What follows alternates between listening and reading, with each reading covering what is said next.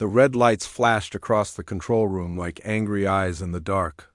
Dr. Lisa Morgan ran down the hallway as fast as her legs could carry her. Her phone had been ringing for 10 minutes straight, and the voice on the other end kept saying the same thing over and over. "Get here now. We got something big." The Deep Space Communications Center sat in the middle of nowhere in Nevada. Most people drove past it without even knowing what it was. The giant white dishes pointed up at the stars, listening for sounds that might come from far away. Lisa had worked there for 8 years, and nothing exciting had ever happened. Until today, she burst through the door and saw 20 people crowding around the main computer. Everyone was talking at once. Some were pointing at the screen, others were making phone calls. The room buzzed with energy like a beehive. "What is it?" Lisa asked, pushing through the crowd. Dr. Kevin Park turned around. His face was white as paper. "Lisa, you need to see this. We picked up a transmission 3 hours ago." "It's not from Earth." Lisa felt her heart skip a beat. "Are you sure?" "Dead sure. The signal came from outside our solar system, way outside. And Lisa, it's not random noise, it's organized. It has patterns, it has structure. Someone sent this to us on purpose." Kevin led her to the main screen. Lines and waves danced across it like a strange kind of music. Lisa had studied alien languages her whole life, even though no one had ever found any aliens to speak them. Now she was looking at the first real alien message in human history. "How long will it take to decode?" she asked. "We already started. The computer is working on it now." "But Lisa, there's something else. This isn't just going to us. Every government on Earth is picking up this signal. The military, the space agencies, everyone." Lisa nodded and sat down at her computer. She had trained for this moment her entire career, but now that it was here, her hands shook as she typed. The computer program she had written years ago began breaking down the alien message piece by piece. Hours passed. Lisa barely noticed when someone brought her coffee or when the room filled up with more people. Scientists flew in from universities. Around the world, government officials arrived in black cars. Military officers in crisp uniforms stood in the corner, talking in whispers. Finally, the computer beeped. The translation was ready. "This is it," Lisa said. Everyone in the room went quiet. She read the message out loud. "Greetings to the people of Earth. We are the Zephyrian Empire, a peaceful union of 12 star systems. We have detected your radio signals and wish to meet with your representatives. We invite you to send a small group of no more than 50 people to these coordinates near your planet Jupiter. We come in peace and hope to begin friendly relations between our peoples. Please respond if you wish to meet." The room exploded in noise. People cheered and clapped. Some cried. Others immediately grabbed their phones to call their families. This was the moment humanity had dreamed about for hundreds of years. First, contact with aliens, but while the scientists celebrated, the military officers looked worried. One of them, a man with silver hair and cold eyes, stepped forward. "Dr. Morgan, we need copies of everything. The president has called an emergency meeting." This is now a matter of national security. Lisa felt confused. National security? They said they come in peace. The officer's name tag read Colonel Martinez. He shook his head. They also said they control 12-star systems. That means they have technology we can't even imagine. Ships that can travel between stars. Weapons we've never seen. They could wipe us out before we even knew what hit us. But they asked for only 50 people. Lisa said, "That sounds like a small diplomatic meeting." "Or it could be a trap," another officer added. "Get our best people in one place and eliminate our leadership. We can't take that risk." Within an hour, black cars started leaving the facility. Lisa watched them go and felt a cold fear growing in her stomach. The message had said the aliens wanted peace, but she could see the fear in everyone's eyes. At the Pentagon, Admiral Jake Sullivan read the alien message for the 5th time. Around the table sat the most powerful military leaders in America. Maps covered the walls. Computer screens showed satellite images of every major military base on Earth. "Gentlemen," Admiral Sullivan said, "this changes everything. We're no longer alone in the universe, and we have no idea what these aliens really want. General Patricia Mills leaned forward. The message seems friendly, but we have to consider the possibility that it's a deception. Any species that can travel between stars has technology far beyond ours. What do you recommend? The Admiral asked. Full mobilization, General Mills replied without hesitation. Every ship, every weapon, every soldier we have. If these aliens are friendly, they'll understand our caution. If they're not, we need to be ready. The Admiral nodded slowly. Contact every allied nation. Share the intelligence. This isn't just about America anymore. This is about the survival of the human race. Captain Ryan Hayes was eating dinner with his family when his phone rang.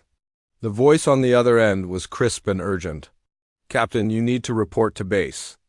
Immediately, we have a Code Alpha situation. Ryan had never heard of Code Alpha before. He grabbed his uniform and kissed his wife goodbye.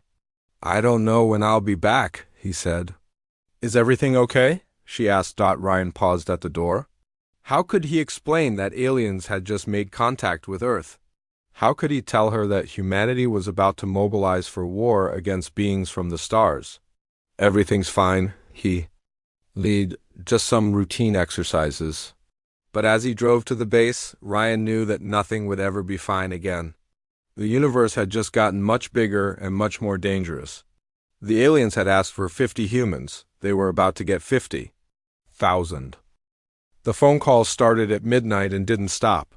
In every major city on Earth, military leaders were waking up to the same urgent message. Aliens had made contact, and humanity needed to respond with everything they had. General Patricia Mills stood in the war room at the Pentagon, looking at screens that showed military bases across the planet. Red dots appeared one by one as each base confirmed they were ready. America, Europe, China, Russia, India, Japan. Every nation with space technology was joining together for the first time in history. This is Operation First Light, General Mills announced to the room full of officers. We have 72 hours to prepare the largest military operation humanity has ever attempted. The plan was simple but massive. Every spacecraft that could fly would be converted into a military vessel. Every astronaut would become a soldier. Every space station would become a fortress. The aliens had asked to meet near Jupiter, so humanity would meet them there in force. Commander Alex Turner ran through the corridors of the International Space Station, carrying blueprints and computer tablets. His job was to figure out how to turn civilian spacecraft into warships. The mining ships that collected rocks from asteroids would become heavy attack vessels. The research stations that studied space would become command centers. The transport ships that carried supplies to Mars would become troop carriers. How long do we have? Asked Engineer Sam Johnson, looking at the plans. 3 days, Alex replied. We need to install weapons, shields, and communication systems on 300 different spacecraft. Sam whistled low. That's impossible. No, Alex said firmly. Impossible would be letting aliens destroy Earth because we weren't ready. This is just very, very hard. All around Earth, factories that made cars and computers suddenly started making weapons and armor for spacecraft. Workers who built houses began building missile launchers. Scientists who studied medicine began studying alien technology.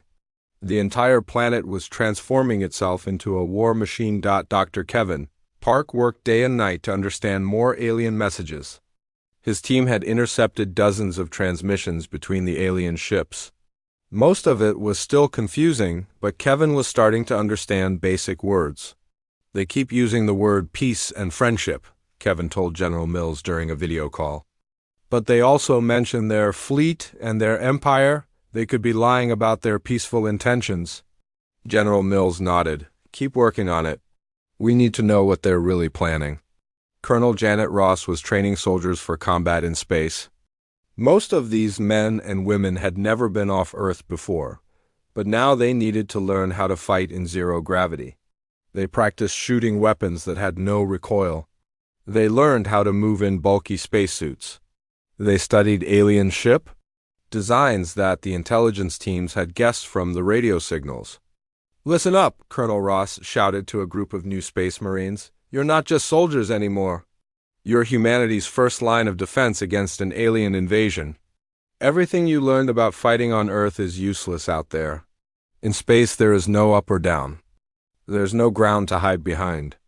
There is just you, your weapon, and whatever aliens are trying to kill you. Lieutenant Ben Cooper and his squadron of pilots were learning to fly in 3 dimensions instead of 2. On Earth, planes could only go forward, backward, left, right, up, and down.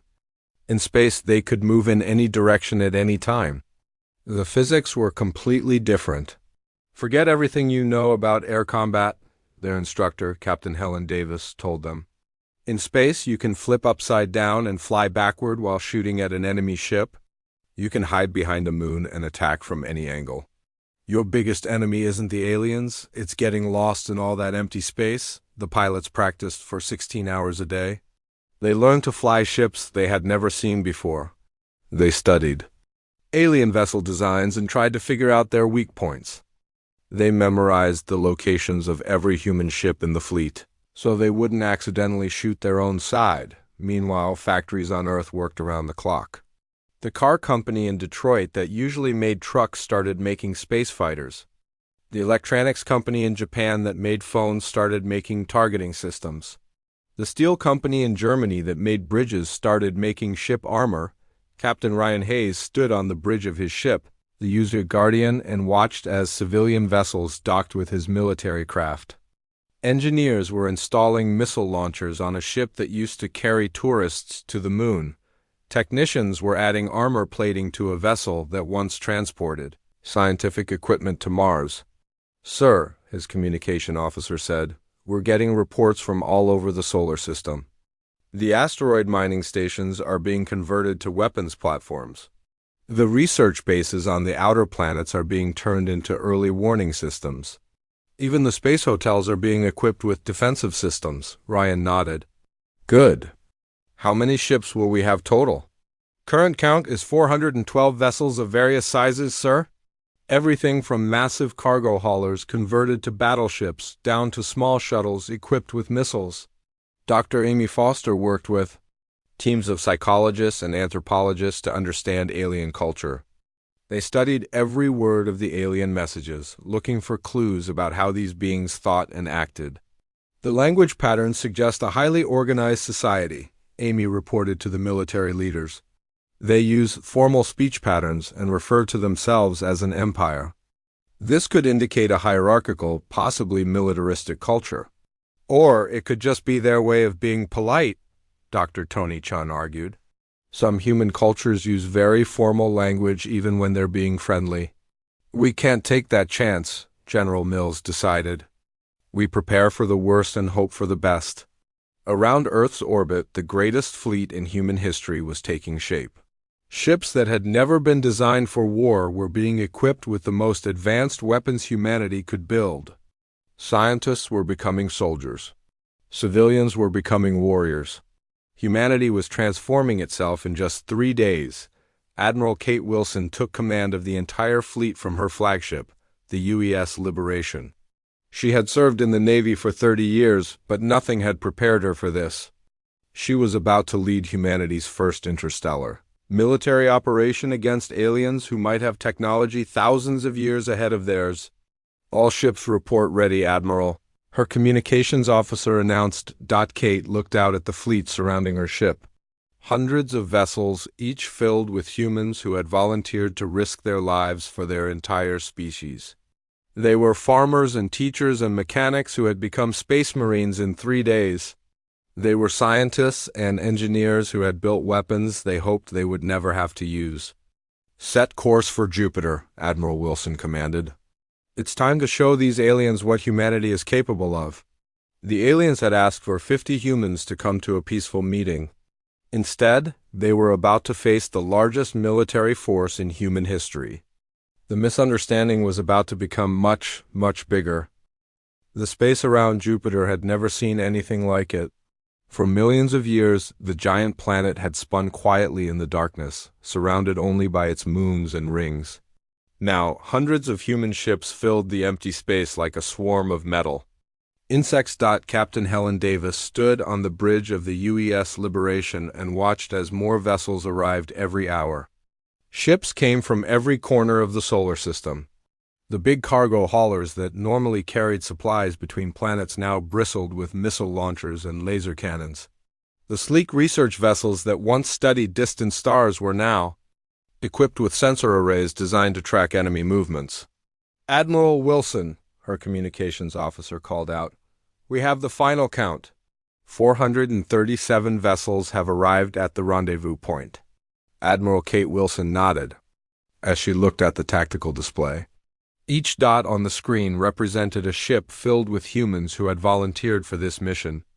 Many of them had never been in space before 3 days ago. Now they were part of the largest military fleet in human history. "Any word from the aliens?" Wilson asked. "Nothing yet, Admiral.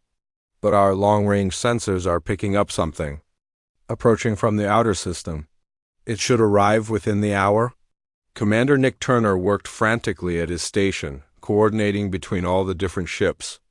The human fleet was a mixture of vessels from dozens of different countries, each with their own communication systems and protocols. Getting them all to work together was like conducting an orchestra where every musician spoke a different language. "Chinese battle group reports ready," Nick announced. "European defense wing is in position. Russian heavy cruisers are standing by. Indian fast attack squadron is prepared for immediate deployment." The sight was incredible. The massive dreadnought. New Moscow floated next to the sleek European vessel Star of Geneva. The Chinese carrier Dragon's Breath had fighters swarming around it like angry bees. The American flagship Liberation sat in the center of it all, directing the enormous force. Dr. Tony Chun and his team aboard the research vessel New Horizon worked to analyze every scrap of data they could gather. Their job was to document humanity's first contact with alien intelligence, but the situation had grown far beyond anything they had planned for. "The electromagnetic signatures are getting stronger," Tony reported to Admiral Wilson. "Whatever's coming our way, it's getting close." Lieutenant Ben Cooper sat in the cockpit of his fighter, waiting for orders. Around him, 300 other pilots did the same. They had trained for 3 days to fight an enemy they had never seen, using tactics they had never tried. The waiting was the hardest part. "All fighters, this is Control," came the voice through his radio. "Unknown contact approaching from bearing 270. Prepare for possible combat deployment." Ben felt his heart rate increase. This was it. After all the preparation, all the training, all the fear, they were about to meet the aliens face to face on the bridge of the Liberation. Every screen showed the same thing. A single contact was approaching their position. It was small, much smaller than anyone had expected. The human fleet had prepared to face a massive alien armada, but their sensors showed only one ship. "Size estimate?" Admiral Wilson asked. "Approximately 50 meters long, Admiral." "That's smaller than most of our fighters," Wilson frowned. Something was wrong. The aliens had claimed to control 12 star systems. Where was their fleet? Where were their battle cruisers and destroyers? Why had they sent only one tiny ship? Could it be a scout? Commander Turner suggested. "Maybe they're testing our defenses before sending their main force." "Possible," Wilson replied. "All ships maintain combat readiness." This could be a trick. The alien ship appeared on their screens like a silver needle against the black of space. It was beautiful in a strange way, with smooth curves and no visible weapons. It moved quietly toward the human fleet, sending out the same peaceful radio. Signals they had been transmitting for days. Engineer Sam Johnson watched from his post aboard the converted mining ship, Iron Mountain. His vessel had once carved up asteroids for their valuable metals. Now it carried enough firepower to level a small city. Looking at the elegant alien craft, Sam felt like a barbarian carrying a club to meet a poet. "It's so small," he whispered to his crewmate. How did something that tiny cross the space between stars? Aboard the alien vessel, Ambassador Zethkar stared at his sensor displays in complete shock. His ship's instruments showed hundreds of large vessels surrounding his position. Each one appeared to be armed with weapons powerful enough to destroy. his small diplomatic craft with a single shot. "This cannot be right," Zethkar said to his aide. "The humans said they would send 50 representatives. I count over 400 ships." His aide's skin had turned pale blue with fear. "Ambassador, those are not civilian vessels. Our sensors detect massive weapon signatures. The humans have brought a war fleet." Zethkar felt his heart racing.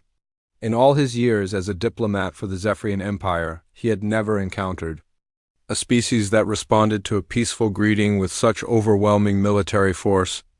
The humans were either incredibly paranoid or incredibly aggressive. Either way, he was in serious danger. "Send an emergency transmission to the home fleet," Zethkar ordered. "Tell them we may need immediate assistance." Back on the human flagship, the radio operators picked up the alien transmission.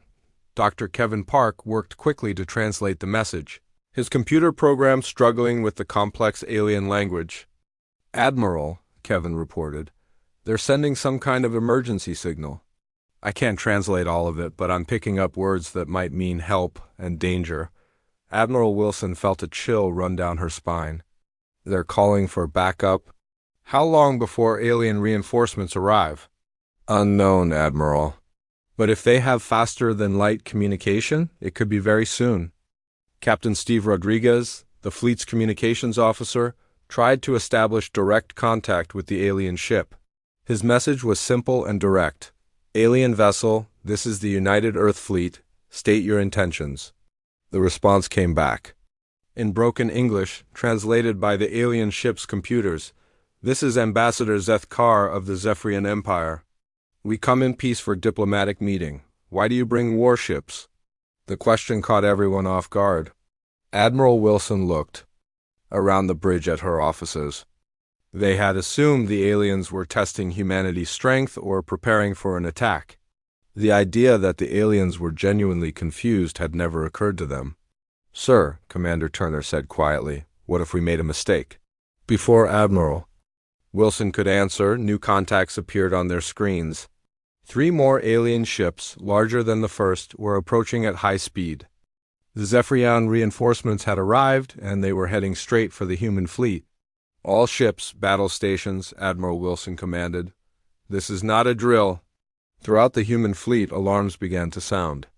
Weapon systems powered up. Fighter pilots started their engines. Marines grabbed their rifles and prepared for boarding actions. The aliens had asked for 50 humans to attend a peaceful meeting.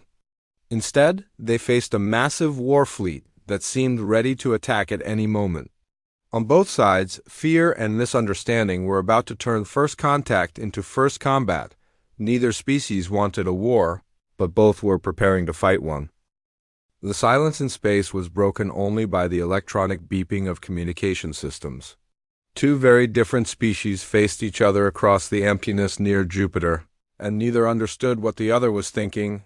Ambassador Zethkar's hands shook as he tried to compose a message to the human fleet. His small diplomatic ship was surrounded by hundreds of war vessels, each one pointing enough weapons at him to turn his craft into space dust. This was not how first contact was supposed to happen. "Greetings, humans," Zethkar transmitted. "I am Ambassador Zethkar of the Zephyrian Empire. We received your response to our peaceful invitation. However, there seems to be some confusion. We requested a meeting with 50 of your representatives. Why have you brought so many military vessels?" On the bridge of the used Liberation, Admiral Kate Wilson listened to the translation with growing confusion. The alien sounded genuinely surprised by their military response. But this could be a trick. Any species advanced enough to travel between stars would surely understand the need for defensive precautions. "Alien vessel," Admiral Wilson replied. "This is Admiral Wilson of the United Earth Fleet. Your message mentioned an empire of 12-star systems.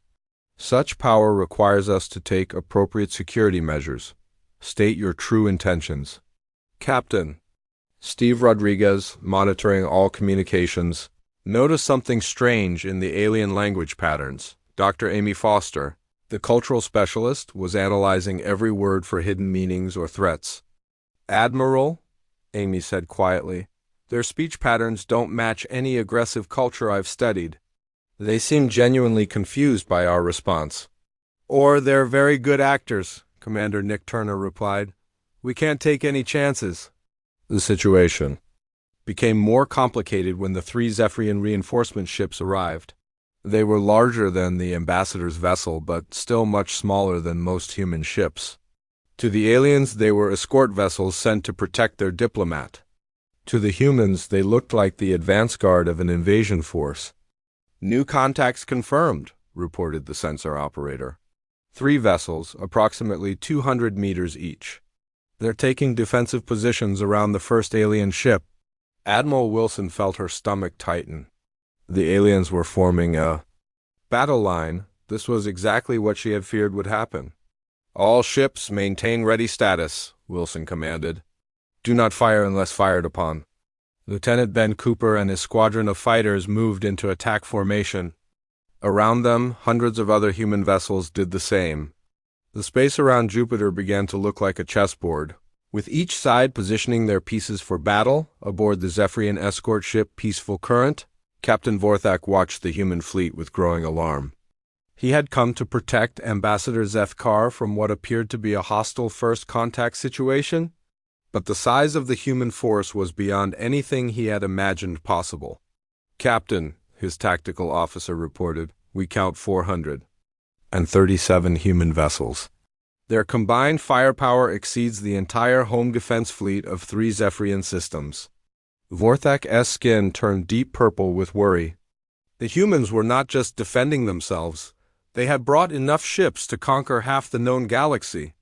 Either they were planning an immediate invasion of Zephyrian space, or they were the most paranoid species ever discovered. Send an immediate message to High Command, Vorthak ordered. Tell them we may be facing a hostile species with military capabilities far beyond our initial estimates. The emergency transmission from the Zephyrian ship was immediately intercepted by human intelligence officers. Dr. Kevin Park worked frantically to translate the message, but the alien language was complex and full of technical terms he didn't understand. Admiral, Kevin reported, they're definitely calling for help. I'm seeing words that translate to invasion threat and military superiority. They're telling their home fleet that we're dangerous. This was exactly what Admiral Wilson had feared. The aliens were reporting back to their empire that humanity was a threat. Soon, the entire Zephyrian fleet would come to destroy Earth. All ships prepare for immediate combat, Wilson ordered. The aliens are calling in their main force. Throughout the human fleet, weapon systems came online.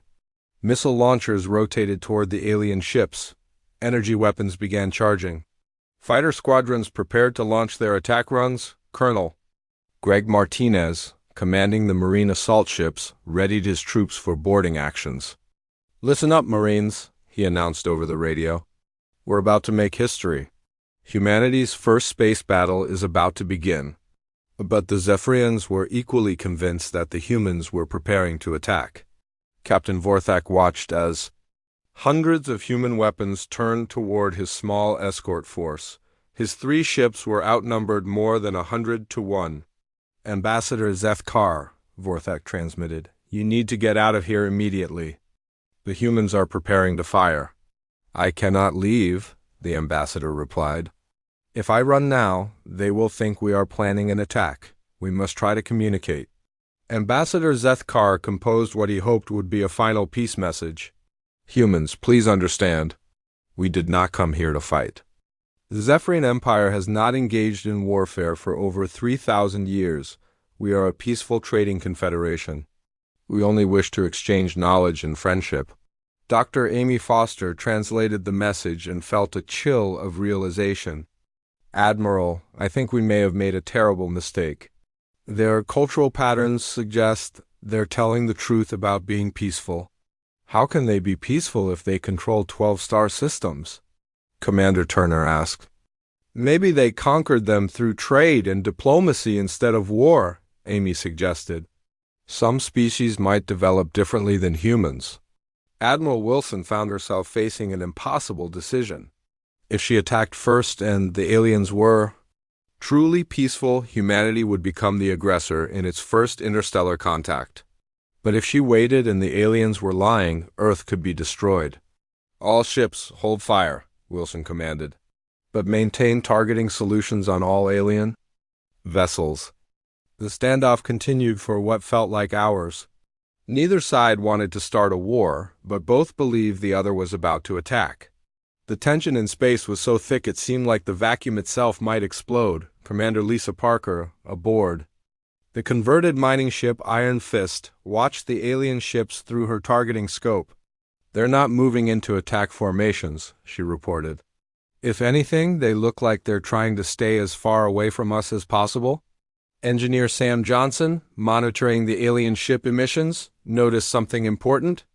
"Admiral, their weapon systems aren't even powered up. Either they're very confident or they really didn't come here to fight." Captain John Baker, serving as the fleet's diplomatic officer, made a suggestion that surprised everyone. "Admiral, what if we try to defuse this situation? Send a small delegation to meet with them, like they originally requested." "Absolutely not," Colonel Martinez replied. "It's obviously a trap. But what if it isn't?" Baker asked. "What if they really did just want to meet 50 humans for a peaceful first contact?" Admiral Wilson looked at the tactical display showing hundreds of human ships surrounding 4 small alien vessels. For the first time since this had all begun, she wondered if humanity had made a massive error in judgment. The aliens had asked for 50 humans to attend a diplomatic meeting. Instead, they faced the largest military force in human history. Both sides were now convinced the other was planning an attack, and neither side knew how to back down without looking weak. In space near Jupiter, the future of 2 civilizations hung in the balance, all because of a simple misunderstanding about numbers. Dr. Claire Thompson had been quiet for most of the standoff, listening carefully to every alien transmission. As a cultural anthropologist, she studied how different groups of people behaved and communicated. Now she was applying those same skills to an entirely different species. "Admiral Wilson," Claire said suddenly, interrupting the tense silence on the bridge. "I need to speak with you immediately." Admiral Wilson looked at the young scientist with tired eyes. The standoff had been going on for 6 hours, and everyone's nerves were stretched to the breaking point. "What is it, Doctor?" "I've been analyzing the alien speech patterns, and I think we've made a huge mistake," Claire said. "Their language shows signs of genuine confusion and fear, not deception. When they ask why we brought so many ships, they're not testing us. They're actually confused." "Commander." Nick Turner shook his head. "It could still be an act." "No," Claire insisted. "Listen to how they phrase their questions.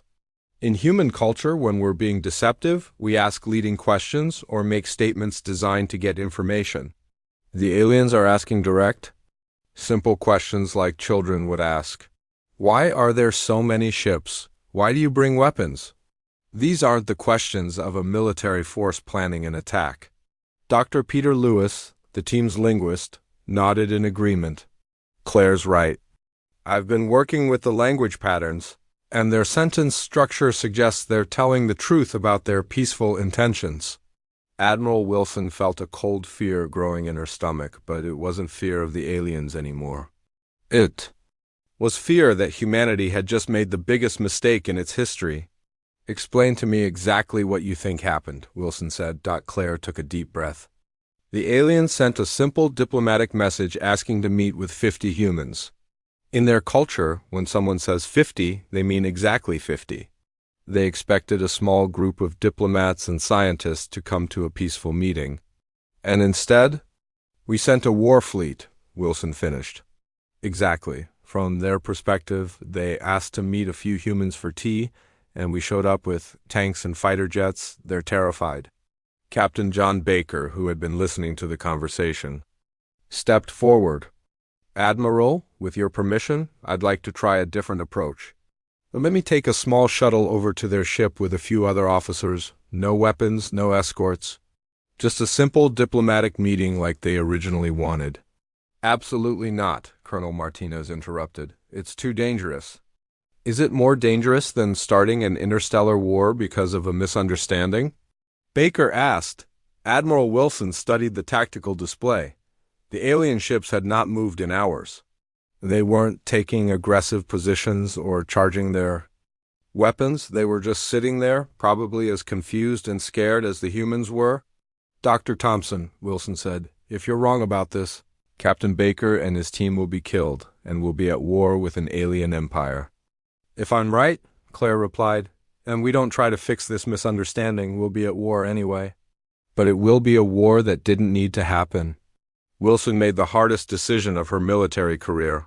Captain Baker, prepare a small diplomatic shuttle. Take Dr. Thompson and Dr. Lewis with you. No weapons, no escorts. If the aliens attack you, we'll know their true intentions. And if they don't attack? Baker asked. Then we'll know ours, Wilson replied. 30 minutes later, a small human shuttle separated from the massive fleet and moved slowly toward the alien ambassador's ship. Aboard the shuttle, Captain Baker, Dr. Thompson, and Dr. Lewis watched as the alien vessel grew larger in their viewscreen.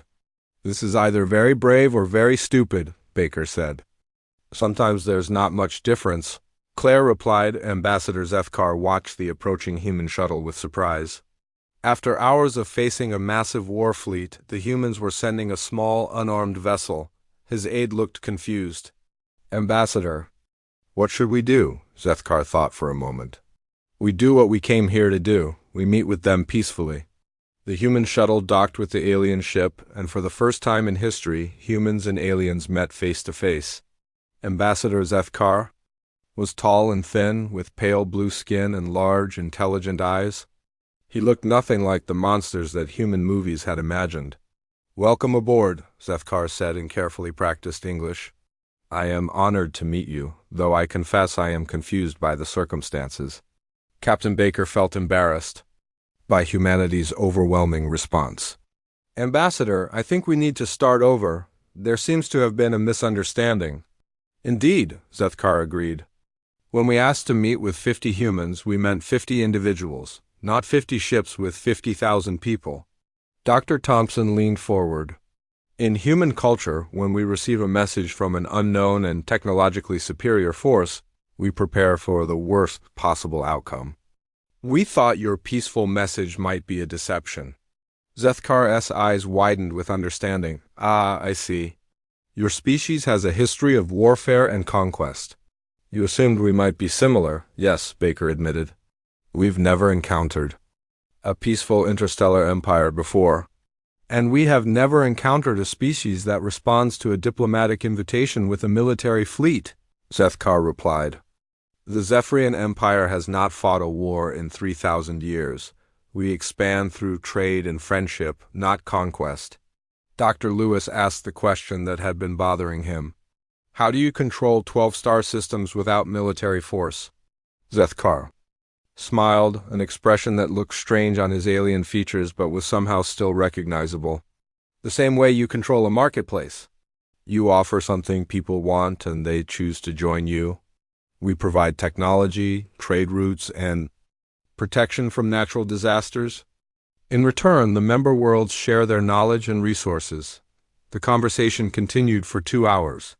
Slowly, both sides began to understand how different their cultures were. The Zephyrians were genuinely peaceful, having evolved past the need for warfare centuries ago. Humans were still a young, aggressive species that saw potential threats everywhere. Your military response was actually quite impressive, Zethkar admitted. In 3 days, you assembled a fleet larger than most space empires could manage in months. The Zephyrian High Council will be very interested in establishing relations with such a capable species. Captain Baker felt confused. You're not angry that we threatened you? On the contrary, Zethkar replied. You have shown that humanity can unite quickly when faced with a common threat. You have also shown that you can stop yourselves from attacking when you realize violence is not necessary. These are valuable traits. When the human delegation returned to the fleet, Admiral Wilson felt a mixture of relief and embarrassment. The aliens were exactly what they claimed to be, peaceful explorers looking for new friends among the stars. All ships stand down from combat alert, Wilson ordered. We are not at war. Repeat, we are not at war. Throughout the fleet, weapons powered down and fighters returned to their ships. The greatest military mobilization in human history had been based on a simple misunderstanding about numbers, but the misunderstanding had unexpected consequences. Word of humanity's rapid and overwhelming response spread quickly through the Zephyrian Empire and beyond. Other alien species began to take notice of the new race that could assemble a war fleet in 3 days. Some species were impressed by humanity's unity and strength. Others were worried about having such aggressive neighbors. But all of them agreed on one thing. The humans were not a species to be underestimated. The aliens had sent the wrong transmission, asking for 50 humans instead of being more specific about their peaceful intentions. In response, humanity had shown the entire galaxy that Earth was defended by a species willing and able to fight for its survival. First contact was supposed to be about peaceful exploration and scientific exchange. Instead, it became humanity's announcement that they were ready to take their place among the stars as equals. Not as the weak newcomers everyone expected, the Zephyrians got their 50 human diplomats eventually. But they also learned that behind those diplomats stood 50,000 warriors, and behind those warriors stood an entire planet willing to defend its children among the stars. Humanity's first day in galactic civilization had not gone as anyone planned, but it had gone exactly as it needed to.